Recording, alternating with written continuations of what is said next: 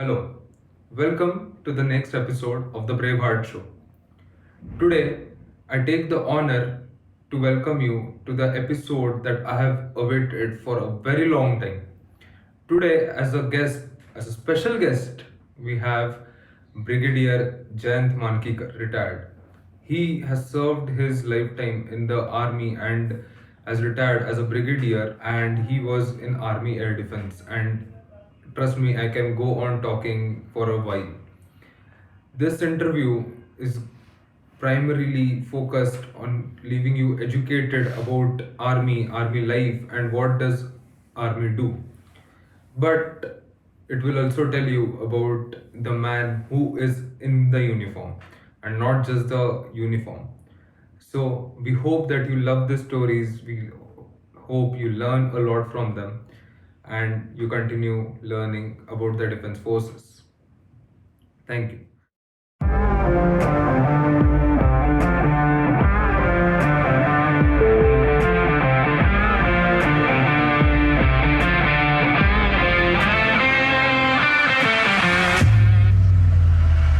Hello, sir. Welcome. I feel I have tried my best to introduce you to the audience, but I feel that if I have missed out somewhere, I want you to introduce yourself to the audience. Sure, it's a pleasure. Firstly, I am born, brought up in Mumbai, erstwhile Bombay, and I did my schooling in Santa Cruz, my college from Villeparle, and basically from the suburbs. A small initiative given by my father triggered me to take up NCC very seriously.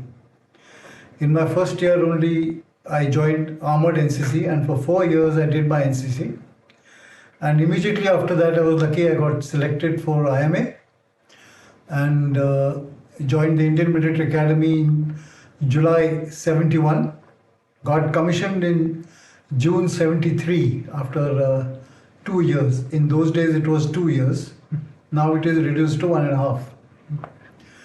After that, we went to Devlali for our young officers course. And at the station, I was told I have gone to air defense. So not knowing anything about air defense, mutely went. But I was lucky. I joined one of the latest weapon systems after my young officers course. I did my course, instructor's course in that equipment. Did my long gunnery staff course, was an instructor. Then went abroad for a training on another radar system. Before that, I did my staff college. That was in 1985. 86, I went to Europe for training on a radar system, which was inducted immediately after that. And I was one of the first few instructors in the erstwhile School of Arty in the Air Defense Wing. And after that, I had converted 2 regiments to the new system. But when I got a command of a unit which had no radar systems. These are some of the ups and downs in the service. Maybe they didn't want my radar system, wanted my experience with troops. Anyway, I got posted to North India, the Kashmir, commanded a unit there for 2 years plus, and then came to Gopalpur on Sea, where the AD wing had moved as the Army Air Defense College. And there I was the Colonel GS for 3 years plus, and then went on to command an Air Defense Brigade. Commanding the brigade after the Parliament attack, we were deployed. I think we were just maybe hair's breadth from opening a war front, but good sense may have prevailed. Then after that, I did my course in the Personnel Department of the Government of India. It is called Advanced Professional Program in Personnel Administration. In short form, it is called APPA course. After that, I went for recruiting in Kerala, Karnataka. and subsequent last posting was in the Army War College as an instructor, and retired on 30th of September 2007 Okay. on completion of 56 years, because Brigadier retired at 56 years. Okay. So, After that, of course, settled down. We had bought this house, settled down in Pune. Since then, we are in Pune. I tried to look into a civil work, but I was not very comfortable in the security firm's environment. So I left, and I had been away from my family for 15 years. So I thought I should be with the family. So that's how I am till now. sir, that is a wonderful introduction to the audience.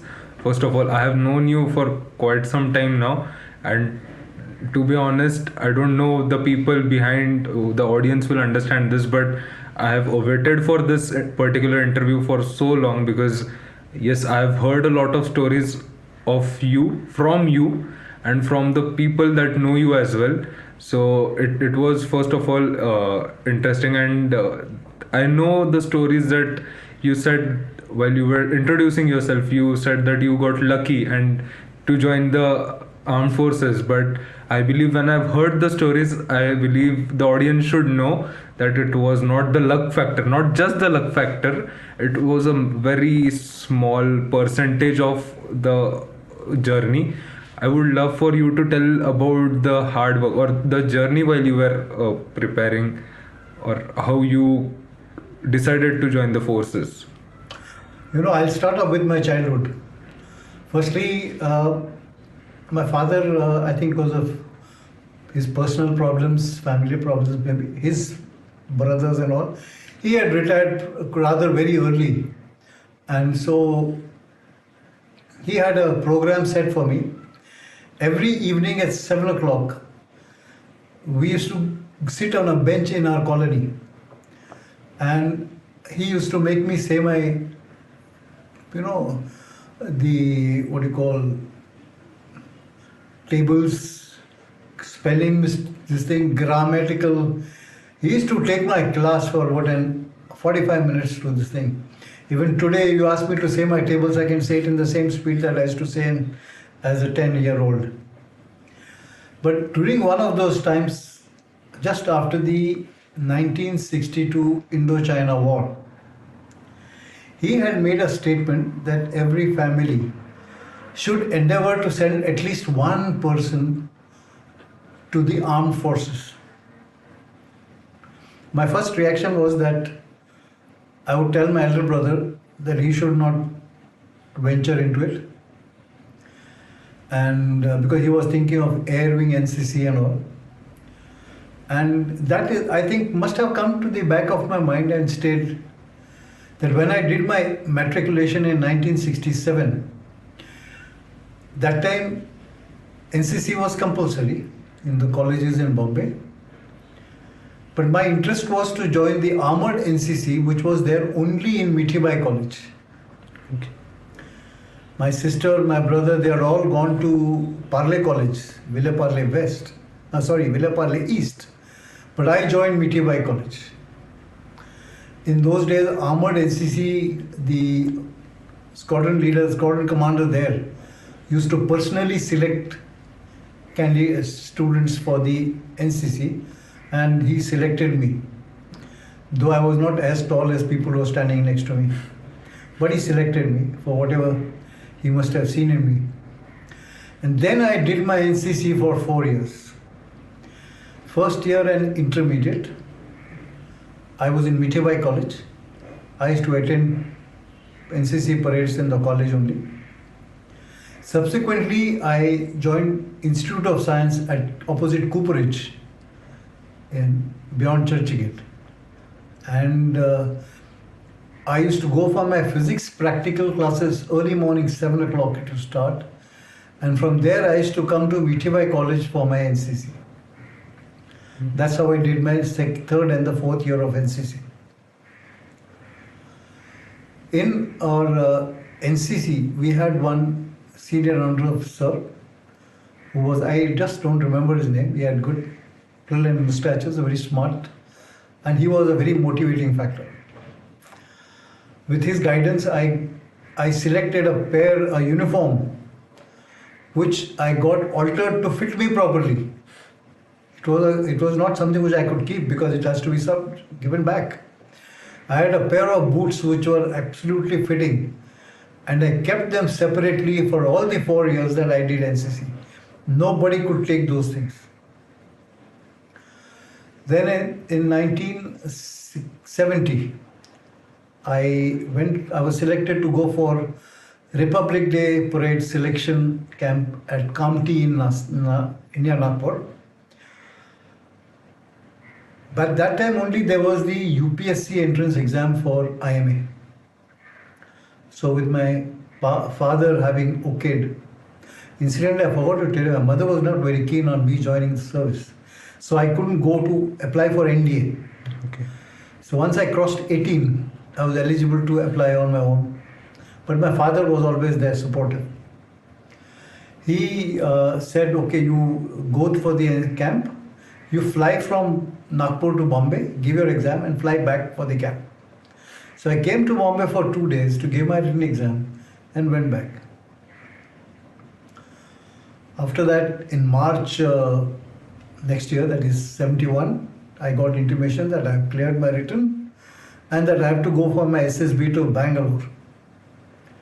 And that was at the same time as my university exam for my physics honors graduation course. But as I said, I was mad of the uniform.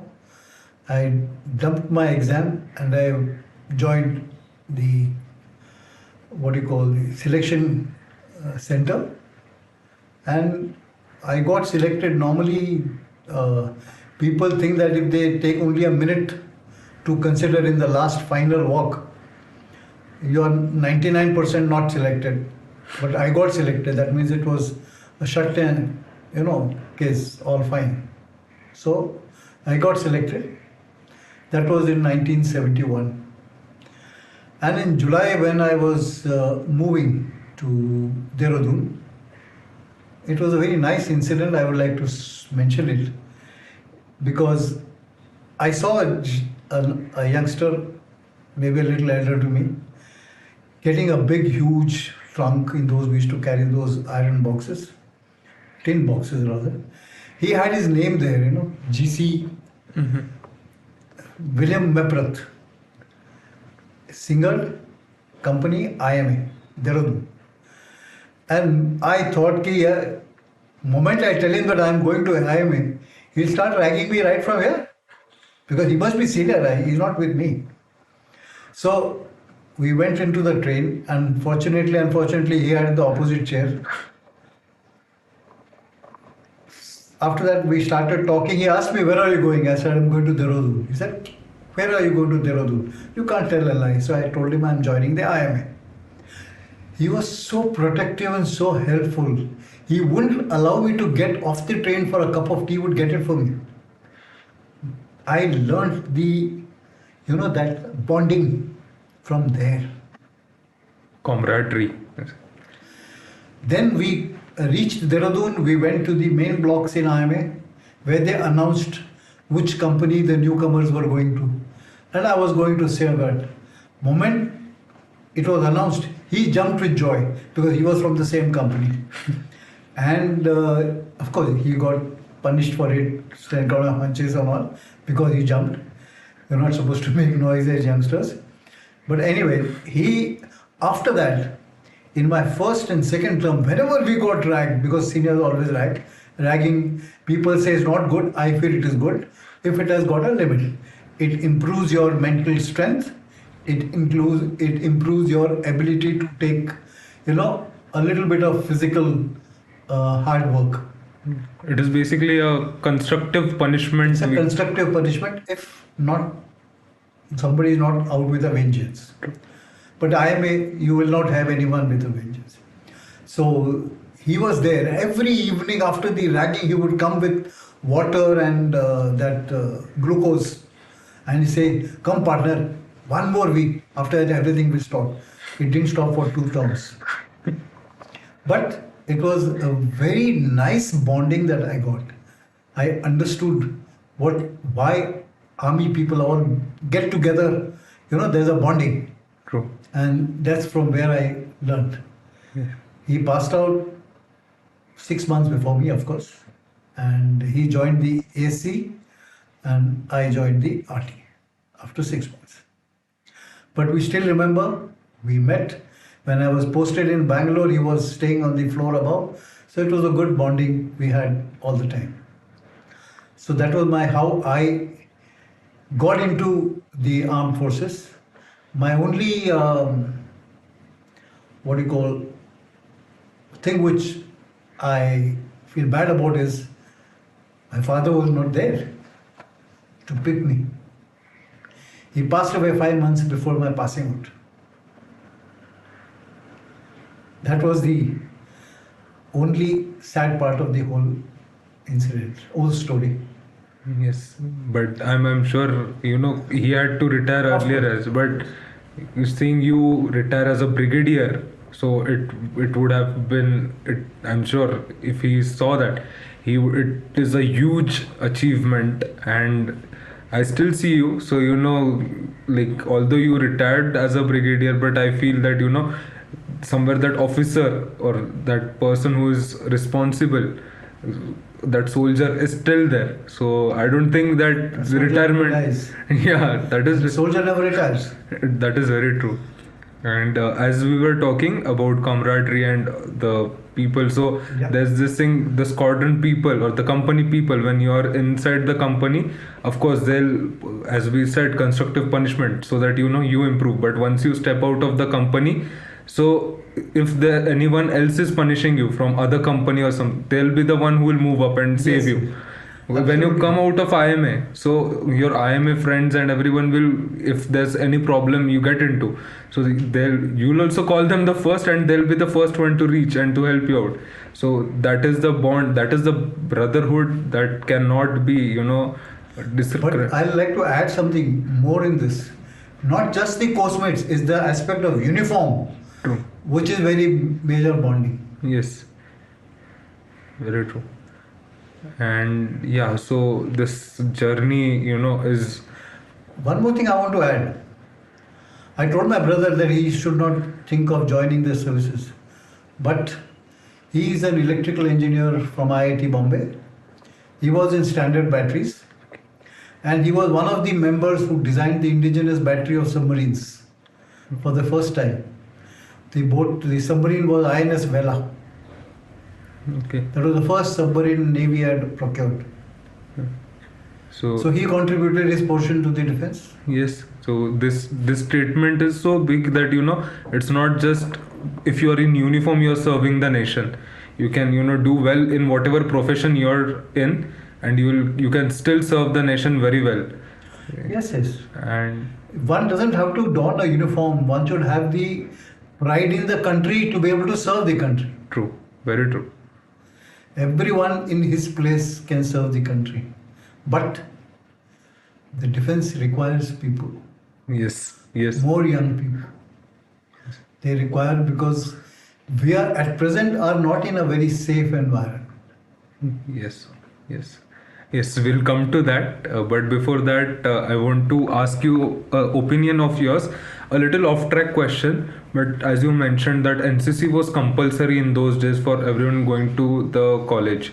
So do you think that it is necessity or it should be there even in present day? Because I feel NCC is not just about going for the parade or something, but it imbibes a discipline. Like there are many people who say that especially of course the Fauji people, that when they see civilians indisciplined and going on the roads and doing all indisciplined activities, so they get frustrated, which is for obvious, because if you're indisciplined, you are not just putting yourself at risk, but at times even the others. Others. So they say that at some point of time, some military training should be made compulsory for every person. So do you think NCC would serve the purpose, or imbibe some kind of discipline, and it should be a mandatory in present day? Personally, I think NCC should be mandatory. Yeah. And I'll give you a small, you must be knowing it. When, even in 67, when Israel had that problem, Yom Kippur War, they call it, Mhm. all the Israelis who had gone to US and Europe and settled down, they all rushed back to Israel True. to don the uniform to protect their country. Yes. We need that. Yes. We need that sense of belonging for our own nation in first place. Yes. That is, and that NCC alone cannot do it. But it can start. Yeah. And That little bit of initiation can be done. But we require a little more on that. That's my personal opinion. We also know that when the Ukraine-Russia war started, an MP from Ukraine, a lady who was of the opposition in Ukraine, put on her uniform and was practicing using the weapon because she wanted to fight for her country. true. I don't want to draw any deductions from it. People can draw their own deductions. Yes, but this truly tells us about what are our services towards our nation. We take it very lightly, but I feel that this is the time. I feel this platform should be used to send that message that your service to nation does not mean just to it is for a soldiers to go on the border and to serve his country. That is not the service. It should be when the time calls, every member of the nation should be able or should have that sense that I will provide the service whatever it is required, whatever I am qualified to do. Yes, yes. I'll be doing that. And yes, so let's move ahead. So yes, sir, you joined in, as you said, you joined artillery, and then you went to After commission, I was posted to artillery. In those days, the young officers was the first. Started off with the young officers course. You wouldn't get the regiments at that time. okay. So we moved to Devlali. At the Devlali station, I was told ki they called the names of all people who had gone to the field branch of artillery. I didn't know anything about that. So when I said, "Sir, मेरा नाम कहाँ है?" He said, "आपका तो AD में होगा." So AD क्या है? Air defense. आएगा आएगा उसका उस्ताद आएगा. And he left us like that. Moment the next person came, he told us, "Yes, you are in AD." I went to my room. There was a room partner there who was my course mate, of course. And he said, we were selected also from the SSB together. He said, "Oh, our career is over before it started." I said, "Why?" कहते AD is TA. And TA में क्या chances है? I didn't know. I got maybe carried away, but I wrote to my uncle who was also serving in artillery. That time he had more than around 20 years service. And I wrote to him, I said, "Get me into artillery, field artillery." He said, "No, AD is expanding in a big way. And it's good. You're science type, so you stay in AD." And I was selected for AD because we were all science types were selected. And absolutely correct. Within 3 months, 3 units were raised with equipment which was tracked equipment called Shilka, purchased from Russia. And like after 3 months, did AD move out of the territorial army? No, no. It's not something which can be moved out. Yeah, today you are here and tomorrow you have left that place. No. It's not that easy. What has happened is at that time when we got during 71, after 71 maybe, the realization that AD is required to be more also looked into must have dawned on seniors. That is why units started becoming regular from territorial army. And so units became regular reasonably fast. They had some equipment, but then they were given the indigenously assembled manufactured equipment and they became regular in the matter of say 2 years, a year, 2 years. Most of the regiments were regular, not TA. And the first equipment to come in was Shilka. Shilka, basically, for those who don't know, is a four-barrel anti-aircraft system mounted on a tank chassis. It had a surveillance and a fire control radar, and the four barrels would give a total fire of 3,400 rounds per minute. That was the rate of fire. The Israelis faced this in the war with the Middle East, in the Middle East, and initially they were actually taken aback by this equipment. Subsequently, they overcame. They had other US to help them out also. But we got the three subunits. They are called batteries in artillery and AD. Three batteries were raised independently in Devlali. And as a young officer, I opted for that only. I think I was the only young officer who opted. All three choices were the Shilka Battery. One, I had done armored NCC. Second, I think I was enamored by, the armored. So I opted, all three were that, and I got. Then two more of my course mates got. We were three youngsters, the first, second lieutenants to join the Shilka Battery. Batteries, three batteries, one each. That was in December 73. Subsequently, we moved up from there. Of course, raising was in Devlali. Subsequently, we moved up north. Then we got merged with the units, bigger units, to make composite regiments. And then they became pure Shilka units. So then number of units started increasing. And air defense today is getting the importance it merits. We require it, and we have now a whole assortment of weapons from guns to missiles. Like, till date, people don't understand, or we don't understand what is the real job of the air defense. Like, I'll tell you how we work. We have a radar system which is surveilling. It is seeing 360 degrees all over, and when we pick up that an aircraft, airborne thing is coming, we don't know whether it's ours or the enemy's or what.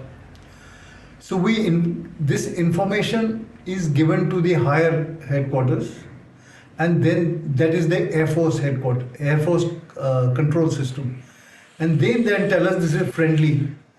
Or they initially only tell us that their friendlies are coming in this part. So if they are part of the friendly plot, then we don't do anything.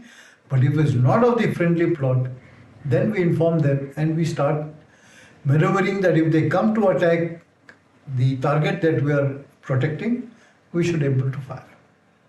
okay. A mistake or an error which common people feel is air defense, guns and missiles are meant to destroy the enemy aircraft. No, if we destroy, it is a plus point. But the basic aim is that when an aircraft comes to launch his weapon, when he sees the target, he has got specific places or distances and heights and angles from where he can launch that weapon. If he misses it by 10 meters also, he has missed the target. If he launches it 10 meters earlier, he has missed the target. So he has to be precise. So my job is to shake him up so that he doesn't launch it at that point of time. So it's just in those 20 meters. Yes, in that, where his point of weapon release, I have to keep him occupied. That is what we have to do. We have one, I think in 71 war where in a place in North India, the MH was damaged, a church was damaged, but the airfield, nothing happened. Because they launched their load much earlier than what it should have been. That is the job. If we destroy or bring down an aircraft, it's a plus point. Yes. So basically, you have given the place or whatever industrial area or whatever area is given, and the job is not to shoot down the enemy or anything, but if there's any possibility or any threat happening of damage, Deterrence. yeah, so only that is to be overcame, and that is the job.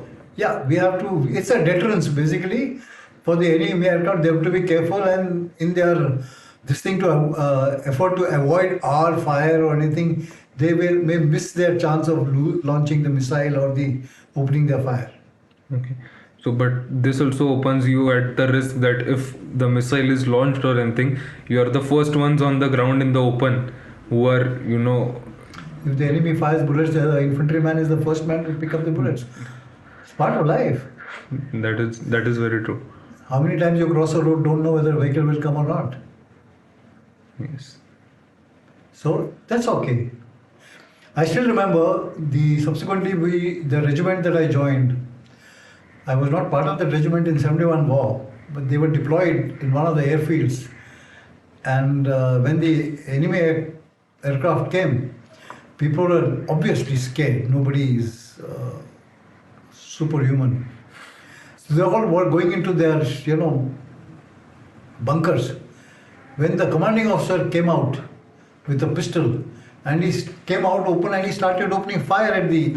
Now, his aim was not to do anything. His aim was to motivate his boys. Ki, I am out. Come.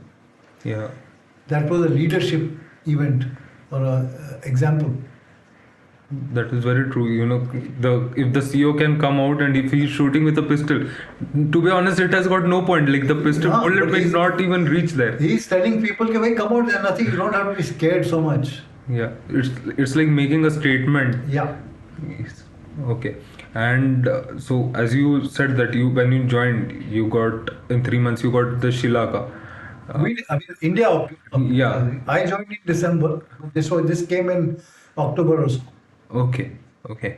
So after that, like that, I feel that can be. This is a huge timeline because we are talking when Army Air Defense was still under TA, the Territorial Army. No, I'll correct you. Not Army Air Defense was not under TA. Some units were part of the TA. Okay. Okay. So it was distributed. Yeah. Okay. Okay. So now it is completely with the army. Yes. Now it's completely with the army. Okay. And For long range missiles, medium range missiles with us, long range missiles is with the Air Force. okay. They also have ground based missile systems for the protecting their airfields and other things. Okay. And sir, so this tells us about a journey from where I feel we can say that where Army Air Defense AAD was born. You have seen it evolving. So how do you think the technologies have advanced today, and how is India like Shilaka? We got it from Russia. How are we keeping up with the missile systems, or like we are hearing a lot of missiles that are indigenously made? So how are they doing in the forces or AAD right now? You see, at present, the Army Air Defense Corps, that from where I retired, we have got our weapon systems which are manufactured now in the country. We are going in for surface to air missile systems. At present, we have manufactured our own, designed them our own, and I think we are also now supplying it to some foreign countries. So that has come up. But some of our medium range missiles, I think initial induction has been done from other countries. It's not something which we can straight away, acquire that. They are very expensive weapon systems. So it's not something which we can do it overnight. It takes a long time. One of the system, I think it came in the papers, Akash system.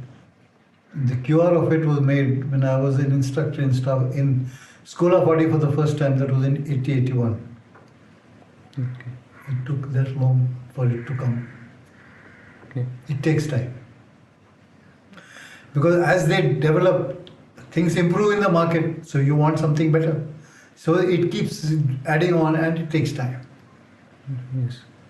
Like, to give an example, earlier planes were, when there were fighter planes, so there were some machine guns or something that were just attached to the wings, and Yeah. it was pilot's job to align them and shoot the target. But now, after that, the heat detection systems came and everything. They used to detect the LIDR, all those systems came. So they started detecting the source of heat, and then they would program that. And once the target is set, the missile would get programmed and it would follow it wherever it goes. And now it was easy. Then we see all the photographs of flares sort of thing that come Yeah. out of the plane to get away from these missiles. And later, to overcome that, they made a missile system where the missile system would follow the radio source. They would, if any plane is deployed, so it would have certain radio frequency or something. So it would follow the from wherever the frequency is coming. And of course, the plane would have to keep the radio system on, because he has to continuously coordinate with the, maybe with the other planes and also the ground. And so that is how that missile follows them. So if you leave flares, it is not going to do anything to the missile, so it is continuously evolving. Yes, actually, initially they used to have those flares that they used to leave. Then they used to have the shaft, small metallic things which used to come out, and it used to divert the Yes. missile head directed towards the aircraft. It's an ongoing battle between the ground-based air defense system and the aircraft, the attacking aircraft. Yes. It's a continuous process. Yes, sir. And this again brings me, how has been the army air defense been evolving over these years? So you have seen a good time span.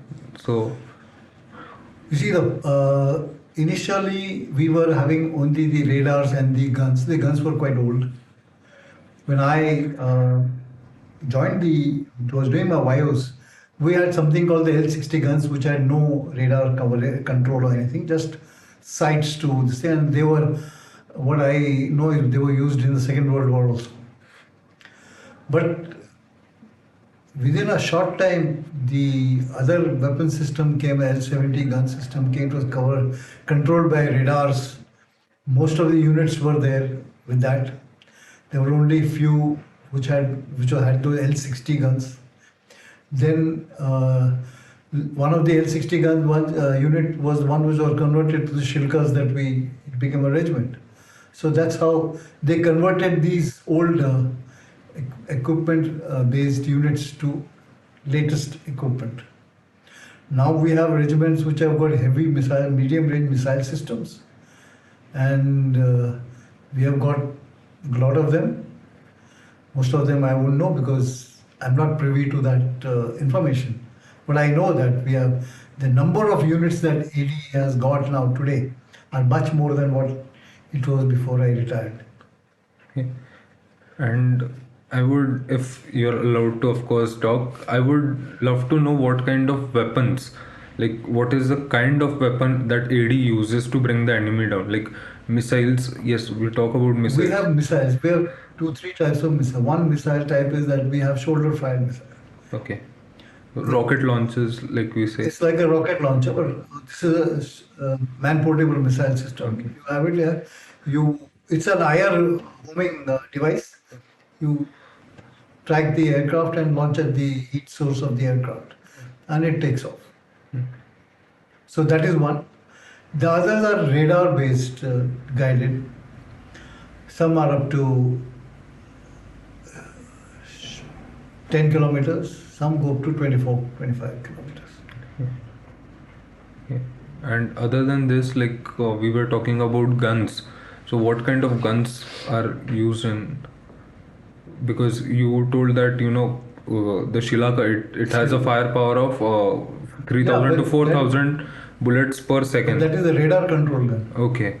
We have got 23 millimeter twin guns, where each barrel has got a rate of fire of 1,000 rounds a minute. So Oh. 2,000 rounds a minute Okay. from that one gun system. Okay. So we have that. Then we have got the L70 guns, which are same hole that we did our YOs in. I don't think these guns have changed. The guns are there.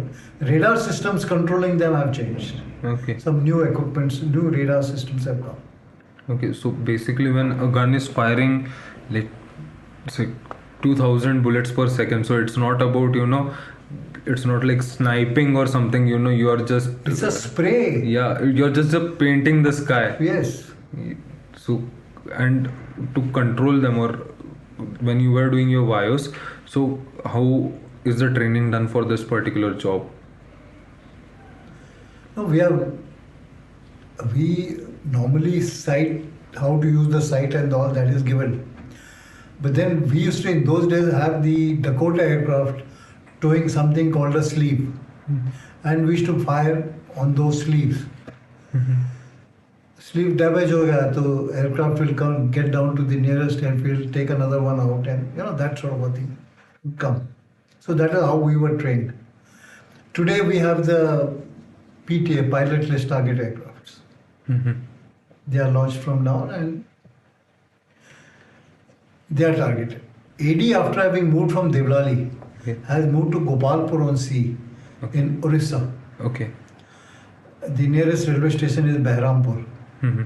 Behrampur of Orissa, not West Bengal. And it's close to Bhubaneswar. That is where the AD has, Army Air Defense College has moved. And now today we fire our missiles, everything over the seas. We don't require land in this thing, we fire over the seas. Yes, So that was the first part. That was the first part with Brigadier Jayant Mankikar, and it was interesting, and we can't wait to show you or take you to the next part. The next part will be linked to in the description as well. You can go and watch the part 2 of the same conversation continue.